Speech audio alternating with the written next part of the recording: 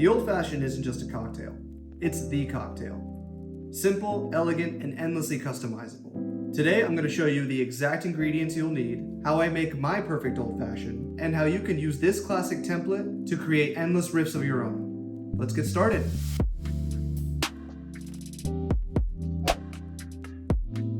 So the Old Fashioned is known as a spirit-forward drink. In other words, the spirit is the main ingredient, the main character of this drink.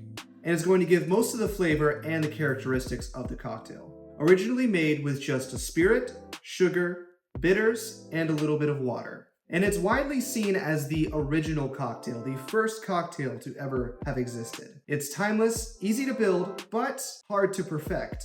Its origins date all the way back to the 1800s, and the name comes from bartenders being asked to make a drink or to make a cocktail the old-fashioned way.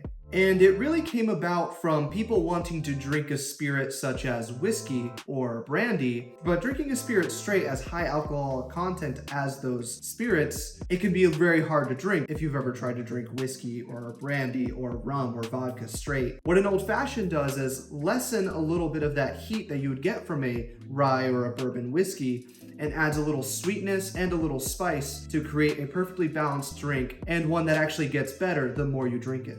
First up, let's get into the ingredients of the Old Fashioned. First things first, and can be a little controversial, but it is the spirit that you use.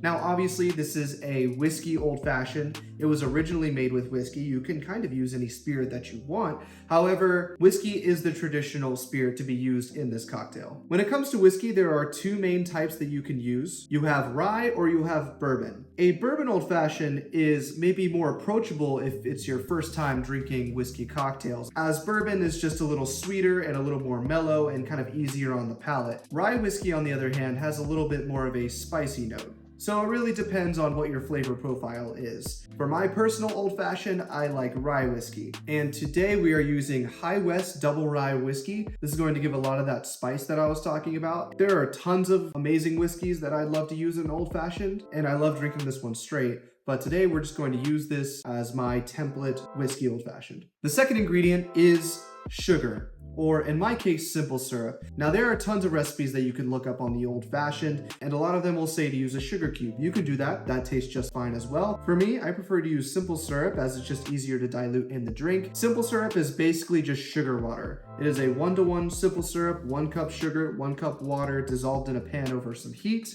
and put into a bottle. Really easy to use, and it's really easy to make at home. You can buy store-bought simple syrup as well. It's totally up to you. The next ingredient is bitters. This ingredient can kind of confuse a lot of people as like, what even is bitters? But bitters are basically known as the spice rack of the bar. They are highly concentrated flavor extracts using botanicals, baking spices, and herbs mixed with alcohol, and only used in tiny drops, but they can add a huge flavor. And in Old Fashioned, we are using Angostura bitters. It's the little one with the yellow cap and the oversized label. Angostura is the classic to be used in Old Fashions and many cocktails everywhere. When it comes to flavors, think of cinnamon, cloves, baking spices, and a little bit of a herbal note to it. And just a couple of dashes to be used in this will balance out the sweetness and will balance out the heat of the whiskey to kind of create a perfect cocktail. Obviously, there are other kind of bitters as well. You can use Peychaud's, orange, walnut, chocolate, grapefruit bitters. There's a ton out there. So these are our three main ingredients. And then the last ingredient is really up to you, but I do believe some kind of garnish is mandatory in this. Now, the garnish we're going to be using today, I prefer a lemon peel. A lot of people like to use orange, or a lot of people like to use orange and lemon peel,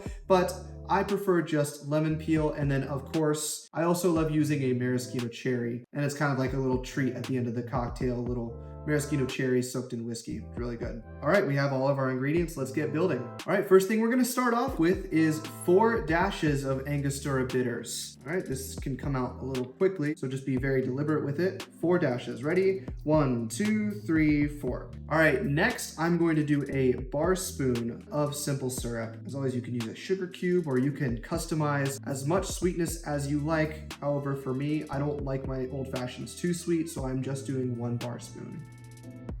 I think a bar spoon is about, I think when I looked it up, about 1/8 of an ounce, possibly 1/8 or 1/16 of an ounce. So I think 2 to 4 bar spoons for a 1/4 ounce. Now, if you did drop a sugar cube, this is when you would muddle the bitters and the sugar in there like that. But since we use simple syrup, we don't have to do that anymore. And next, we're going to do our rye whiskey. I like to use 1.5 ounces of whiskey.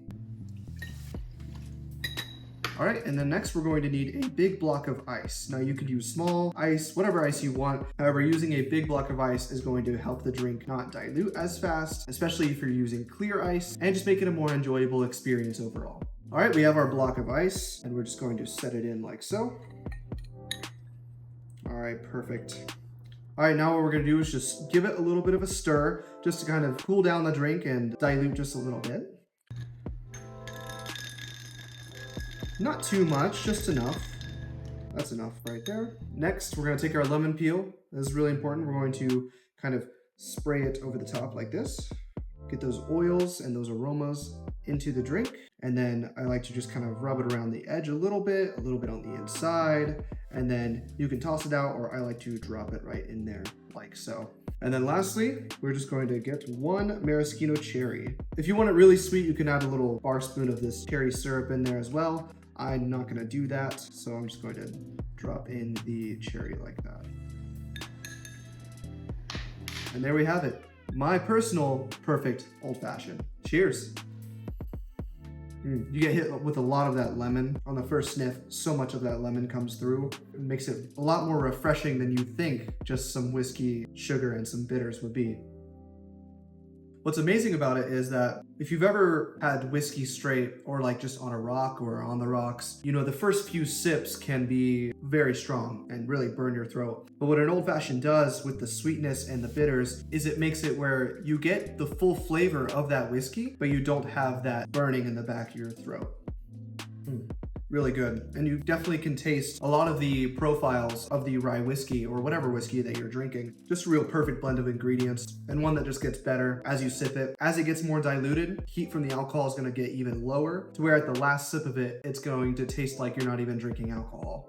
And this is the beauty about the old fashioned as well, is that it's not just a drink, it's a template. Once you understand the formula, spirit, sugar, some kind of bitter element, you can swap things out and kind of make it your own. The drink itself is already customizable with how much sugar you can put in, what kind of bitters you want, what kind of whiskey you want, even what kind of spirit you want. Using that template of spirit, sugars, bitters, a whole world opens up to you of cocktail creation. For example, switch out some whiskey and add some aged rum, and you have a rum old fashioned. Swap that out for some tequila and mezcal. You have a Oaxaca old fashioned. If you're from Wisconsin, then you might know the brandy old fashioned. That's the state cocktail up there. Or use some Japanese whiskey and you have a Japanese whiskey old fashioned. And one of my personal favorites, the maple old fashioned, is swapping out simple syrup with maple syrup for a richer and smoother twist on the cocktail. So once you've nailed this classic recipe, you've basically unlocked a whole family of cocktails just on this foundation. I guarantee that at your local bar, all of the cocktails on their cocktail list most likely trace back towards the old fashioned and this template. And you also don't have to use top shelf or top of the line whiskey. You can use cheaper whiskeys and still make them taste great just by using this recipe. Even a white label Jim Beam or a bottom shelf benchmark bourbon can be amazing using this template and using this recipe. Obviously, try to make it on your own and perfect the way you like it, and try new things and experiment. Or you could just have it the old-fashioned way.